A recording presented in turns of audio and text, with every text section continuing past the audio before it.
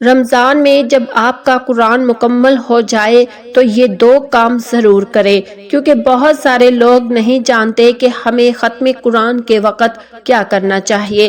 ناظرین، رمضان المبارک وہ بابرکت مہینہ ہے جس میں دل قرآن کے ساتھ جڑ جاتے ہیں، زبان تلاوت سے تر ہو جاتی ہے اور آنکھیں آیات الہی کے نور سے منور ہو جاتی ہے۔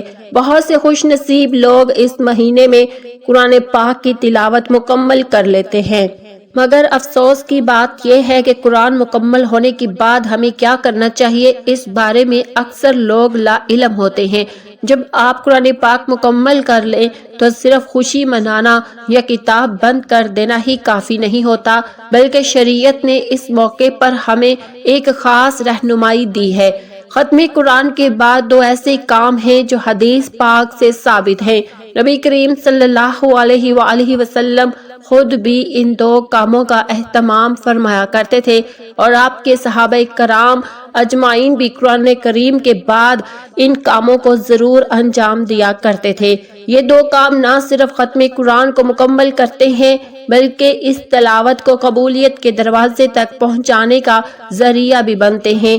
آج میں آپ کے ساتھ انہی دو اہم کاموں کو سادہ اور واضح انداز میں شیئر کرنے جا رہی ہوں، کیونکہ بہت سے لوگ یہ جاننا چاہتے ہیں کہ ختم قرآن کا صحیح اور مسنون طریقہ کیا ہے اور قرآن پاک مکمل ہونے پر ہمیں کیا کرنا چاہیے۔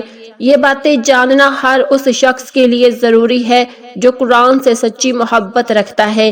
ناظرین، رمضان المبارک وہ بابرکت مہینہ ہے جس میں مسلمان عام دنوں کے مقابلے میں کثرت کے ساتھ قرآن مجید کی تلاوت کرتے ہیں۔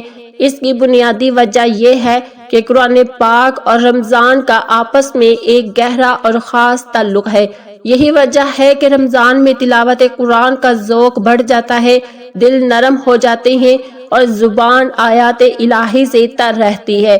بہت سے ایسے لوگ بھی ہوتے ہیں جو پورے سال میں قرآن مجید مکمل نہیں کر پاتے، لیکن رمضان کی برکت سے وہ بھی ایک یا دو مرتبہ قرآن پاک مکمل کر لیتے ہیں۔ کوئی ایک ختم کرتا ہے، کوئی دو ختم کرتا ہے اور کچھ خوش نصیب اس سے بھی زیادہ مرتبہ قرآن پاک مکمل کر لیتے ہیں۔ لیکن اصل سوال یہ ہے کہ جب قرآن پاک مکمل ہو جائے تو اس کے بعد ہمیں کیا کرنا چاہیے؟ ختم قرآن پر وہ کون سے دو اہم کام ہیں جو ہمیں ضرور کرنے چاہیے؟ ان میں سب سے پہلا کام یہ جاننا ہے کہ ختم قرآن کا صحیح اور مسنون طریقہ کیا ہے۔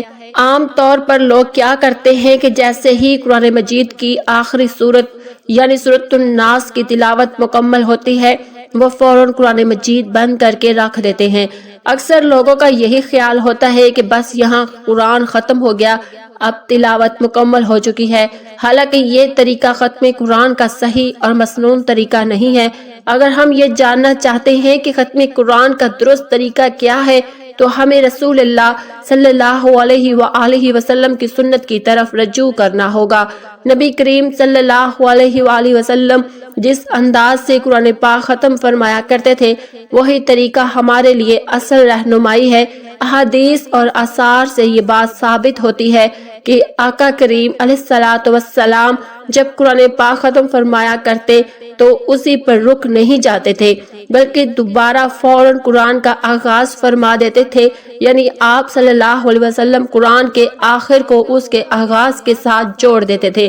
اسی حوالے سے ایک روایت میں آتا ہے کہ ایک شخص حضرت عبداللہ بن عباس رضی اللہ تعالی عنہ کی خدمت میں حاضر ہوا اور عرض کیا کہ میں قرآن مجید بہت تیزی کے ساتھ پڑھ لیتا ہوں اور ایک ہی رات میں پورا قرآن مکمل کر لیتا ہوں۔ اس پر حضرت ابن عباس رضی اللہ تعالیٰ عنہ نے نہایت حکمت بھرا جواب دیا۔ آپ نے فرمایا کہ یہ میرے نزدیک ایک زیادہ بہتر ہے کہ میں سورۃ البقرہ اور سورۃ آل عمران کو ٹھہر ٹھہر کر غور و فکر کے ساتھ پڑھوں، بجائے اس کے کہ بہت تیزی سے پورا قرآن ختم کر دوں۔ اس واقعہ سے یہ بات ثابت ہوتی ہے کہ قرآن مجید کی تلاوت میں رفتار سے زیادہ اہمیت تدبر، ٹھہراؤ اور سمجھ بوجھ کو حاصل ہے۔ قرآن پاک کو جلدی جلدی پڑھنا، بغیر روکے، بغیر معنی پر غور کیے ختم قرآن کا مطلوبہ طریقہ نہیں ہے، بلکہ قرآن مجید کی تلاوت سکون، ادب اور دھیان کے ساتھ کرنی چاہیے تاکہ دل پر اس کا اثر ہو اور انسان کے عمل میں تبدیلی آئے۔ اسی گفتگو کے دوران حضرت ابن عباس رضی اللہ تعالیٰ عنہ نے اس شخص کو ایک اور نہایت اہم بات کی طرف متوجہ فرمایا۔ آپ نے کہا کہ جب تم قرآن مجید کی آخری سورت مکمل کر لو تو اسے آخری نہ بناؤ، یعنی یہاں آ کر سلسلہ ختم نہ کر دو، بلکہ فوراً الحمدللہ رب العالمین سے دوبارہ آغاز کرو، یعنی سورۃ فاتحہ کی تلاوت کرو، یوں قرآن کو دوبارہ شروع کرو۔ اس عمل کا مقصد یہ ہے کہ قرآن کے آخر کو اس کے آغاز کے ساتھ جوڑ دیا جائے اور یوں ختم قرآن کا ایک خوبصورت اور مسنون طریقہ اختیار کیا جائے۔ ختم قرآن کا صحیح طریقہ یہ ہے کہ جب آپ سورۃ الناس مکمل کر لیں، من الجنات والناس تک تلاوت ہو جائے تو وہاں رک کر قرآن بند نہ کرے، بلکہ اسی وقت دوبارہ سورۃ فاتحہ کی طرف لوٹے، مکمل سورۃ فاتحہ کی تلاوت کرے، اس کے بعد سورۃ بقرہ کی ابتدائی آیات پڑھے یہاں تک کہ اولئک علی ھدی من ربہم واولئک ھم المفلحون تک پہنچ جائے۔ یہاں تک تلاوت کرنے کے بعد ختم قرآن کا پہلا عمل مکمل ہوتا ہے۔ نبی کریم صلی اللہ علیہ وآلہ وسلم کے بارے میں بھی روایت میں آتا ہے کہ آپ صلی اللہ علیہ وسلم سورۃ الناس کی تلاوت کے بعد سورۃ الفاتحہ پڑھتے، پھر سورۃ البقرہ کی ابتدائی چند آیات کی تلاوت فرماتے اور اس کے بعد اپنی مجلس سے اٹھتے تھے۔ اس سے معلوم ہوتا ہے کہ آپ صلی اللہ علیہ وسلم ختم قرآن کے بعد فوراً نئے ختم کا آغاز فرما دیتے تھے، گویا قرآن کے ساتھ تعلق کبھی منقطع نہیں ہونے دیتے تھے۔ لہٰذا ختم قرآن پر سب سے پہلا کام یہی ہے کہ ہم ختم قرآن کا صحیح اور مسنون طریقہ اختیار کریں، سورۃ الناس پر آ کر قرآن بند نہ کریں، بلکہ سورۃ الفاتحہ سے دوبارہ آغاز کریں اور سورۃ البقرہ کی ابتدائی آیات تک تلاوت کریں۔ یہی وہ پہلا عمل ہے جو قرآن ختم ہونے کے موقع پر ہمیں ضرور کرنا چاہیے، کیونکہ یہی طریقہ نبی کریم صلی اللہ علیہ وسلم اور صحابہ کرام علیہ اجمعین سے ثابت ہے۔ محترم ناظرین، ختم قرآن کے بعد جو دوسرا نہایت اہم اور مسنون عمل ہے وہ ہے دعا۔ یہ وہ عمل ہے جسے اکثر لوگ معمولی سمجھ کر نظر انداز کر دیتے ہیں، حالانکہ در حقیقت یہی وہ لمحہ ہوتا ہے جو قبولیت کے خاص اوقات میں شمار ہوتا ہے۔ سب سے پہلے تو وہ دعا ضرور پڑھنی چاہیے جو عموماً قرآن پاک کے آخر میں لکھی ہوتی ہے۔ یہ دعا ختم قرآن کی مناسبت سے مرتب کی گئی ہوتی ہے اور اس میں قرآن کی برکت، ہدایت اور مغفرت کی دعائیں شامل ہوتی ہیں۔ اس دعا کو پڑھنے کے بعد صرف اسی پر اکتفا نہ کریں، بلکہ اپنی زبان میں، جس زبان میں آپ اللہ سے بات کرتے ہیں، دل کھول کر دعا کریں، کیونکہ یہ لمحہ بہت قیمتی ہوتا ہے۔ احادیث مبارکہ سے یہ بات ثابت ہے کہ ختم قرآن کے وقت دعا قبول ہوتی ہے۔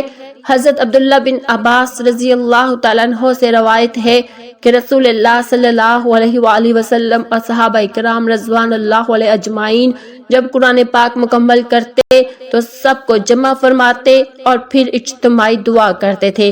اس سے معلوم ہوتا ہے کہ ختم قرآن محض تلاوت کے ختم ہونے کا نام نہیں، بلکہ اس کے بعد دعا کرنا بھی سنت ہے۔ یہ وہ گھڑی ہوتی ہے جس میں رحمت کے دروازے کھلے ہوتے ہیں اور بندہ جو مانگتا ہے اللہ پاک اس کو عطا فرماتا ہے۔ احادیث میں یہ بھی آیا ہے کہ جو شخص رات کے وقت قرآن پاک ختم کرتا ہے اس کے لیے فرشتے صبح تک دعا کرتے رہتے ہیں، اور جو دن کے وقت ختم کرتا ہے اس کے لیے شام تک فرشتے دعا میں مشغول رہتے ہیں۔ ذرا غور کیجئے، جب خود فرشتے دعا میں شامل ہو جائیں تو اس وقت کی دعا کس قدر باوزن اور مقبول ہوگی۔ اس لیے ختم قرآن کے موقع پر دعا کو کبھی ہلکا نہ سمجھیں، بلکہ اسے ایک عظیم نعمت جان کر پورے اہتمام کے ساتھ کریں۔ دعا کا طریقہ بھی نہایت سادہ اور دل سے جڑا ہوا ہونا چاہیے۔ بہتر یہ ہے کہ آپ اپنے گھر والوں کو جمع کر لیں، چاہے بچے ہوں بڑے ہوں، سب کو اکٹھا کریں، پھر ہاتھ اٹھا کر اللہ کے حضور عاجزی کے ساتھ کھڑے ہو جائیں۔ سب سے پہلے درود پاک پڑھے، کیونکہ درود پاک دعا کی قبولیت کا ذریعہ بنتا ہے۔ اس کے بعد اگر آپ کو عربی دعائیں یاد ہوں تو وہ پڑھیں، سورۃ الفاتحہ کی تلاوت کریں اور جو مسنون دعائیں آتی ہیں وہ بھی شامل کر لیں۔ اس کے بعد اپنے الفاظ میں اللہ تعالیٰ سے بات کریں، یوں عرض کریں: اے اللہ، یہ سب کچھ تیری توفیق سے ممکن ہوا ہے، اگر تو مجھے طاقت نہ دیتا تو میں قرآن مجید مکمل نہ کر پاتا۔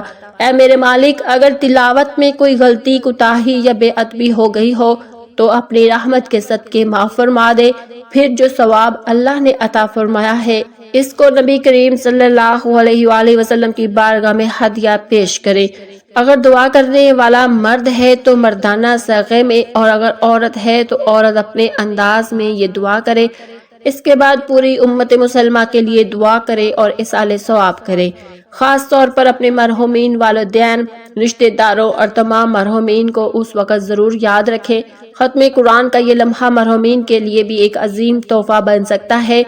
اس کے ساتھ ساتھ اپنی ذاتی دعائیں بھی مانگیں۔ اگر کوئی پریشانی ہے، کوئی مسئلہ ہے، کوئی بیماری ہے، رزق کی تنگی ہے یا دل کا کوئی بوجھ ہے تو سب کچھ اسی وقت اللہ کے سامنے رکھ دیں، کیونکہ یہ قبولیت کا وقت ہوتا ہے، یہ مقبولیت کی گھڑی ہوتی ہے۔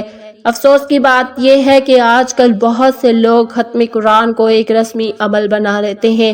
قرآن مکمل ہو بس ایک پرچی پر لکھ کر امام صاحب کے پاس بھجوا کر جی ختم ہو گیا، اس کو بخش دے۔ نہ دعا، نہ عاجزی، نہ اللہ سے مانگنا۔ حالانکہ قرآن کو بخشنے کا یہ تصور درست نہیں۔ بہت سے لوگ یہ سمجھتے ہیں کہ جب تک قرآن بخشا نہ جائے جو ثواب نہیں ملے گا، حالانکہ یہ غلط فہمی ہے۔ قرآن مجید کا ہر حرف پڑھنے پر نیکیاں خود بخود لکھ دی جاتی ہیں۔ قرآن پاک کا ثواب کسی شرط کے ساتھ وابستہ نہیں ہے۔ قرآن کا بخشنا کوئی فرض یا لازمی عمل نہیں، اصل چیز تلاوت ہے، نیت ہے، اور وہ دعا ہے جو ختم قرآن کے بعد کی جاتی ہے۔ اگر انسان دل سے دعا کرے، عاجزی کے ساتھ مانگے اور اللہ کی رحمت پر یقین رکھے تو یہی ختم قرآن کا اصل حسن اور مقصد ہے۔ اس لیے ختم قرآن کے بعد دعا کا ضرور اہتمام کریں، کیونکہ یہی وہ عمل ہے جو قرآن کی برکتوں کو زندگی میں اتار دیتا ہے۔ محترم ناظرین، جیسے ہی قرآن پاک کی تلاوت مکمل ہوتی ہے، وہ لمحہ عام لمحہ نہیں رہتا بلکہ وہ قبولیت کی خاص گھڑی بن جاتا ہے۔ قرآن و حدیث سے یہ بات ثابت ہوتی ہے کہ ختم قرآن کے وقت دعا کرنا نہایت اہم اور مسنون عمل ہے، مگر افسوس کہ بہت سے لوگ اس عظیم موقع سے غفلت برتتے ہیں اور دعا کا اہتمام نہیں کرتے۔ حالانکہ یہی وہ وقت ہوتا ہے جب دعائیں خاص طور پر قبول کی جاتی ہے۔ قرآن مجید ہمیں دعا کی ترغیب دیتا ہے۔ اللہ تعالیٰ ارشاد فرماتا ہے، ترجمہ: اور تمہارے رب نے فرمایا، مجھ سے دعا کرو، میں تمہاری دعا قبول کروں گا۔ جب اللہ خود بندے کی دعا کی دعوت دے رہا ہے تو سوچے کہ ختم قرآن جیسے عظیم عمل کے بعد دعا کی قبولیت کس قدر زیادہ ہوگی۔ قرآن پاک کی تلاوت خود ایک عبادت ہے، اور عبادت کے بعد دعا کرنا سنت الہی بھی ہے اور سنت نبوی بھی۔ احادیث مبارکہ میں خاص طور پر ختم قرآن کے وقت دعا کی فضیلت بیان کی گئی ہے۔ حضرت عبداللہ بن عباس رضی اللہ تعالیٰ عنہ سے روایت ہے کہ نبی کریم صلی اللہ علیہ وسلم اور صحابہ کرام علیہ اجمعین جب قرآن پاک ختم کرتے تو سب کو جمع کر کے دعا فرماتے تھے۔ اس سے معلوم ہوتا ہے کہ قرآن کریم ختم کرنے کے بعد دعا کرنا محض ایک نیک عمل نہیں بلکہ نبی کریم صلی اللہ علیہ وآلہ وسلم کی سنت ہے۔ ایک اور روایت میں آتا ہے کہ جو شخص رات کے وقت قرآن پاک ختم کرتا ہے، فرشتے صبح تک اس کے لیے دعا کرتے رہتے ہیں، اور جو دن کے وقت ختم قرآن کرتا ہے، فرشتے شام تک اس کے لیے دعا کرتے ہیں۔